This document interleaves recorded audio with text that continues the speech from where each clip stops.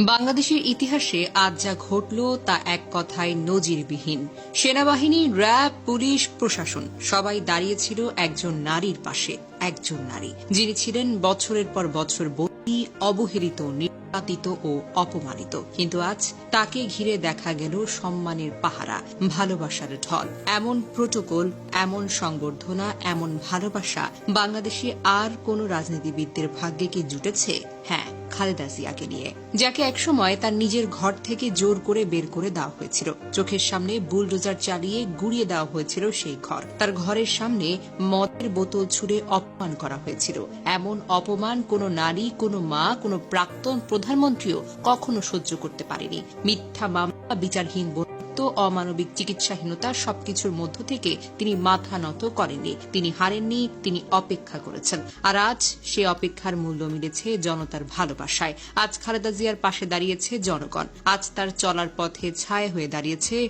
রাষ্ট্রীয় বাহিনী। আজ তার পাশে আছে তার দেশের মাটি, মানুষের মন। সম্মান কি বন্দুকের জোরে আদায় করা যায়? না। সম্মান কি টাকায় কেনা যায়? না। সম্মান আসে আত্মত্যাগ থেকে। আজ খালেদা জিয়া শুধু বিএনপির নেত্রী নন, তিনি বাংলাদেশের একজন সংগ্রামী নারীর প্রতীক, একজন মা, একজন যোদ্ধা, একজন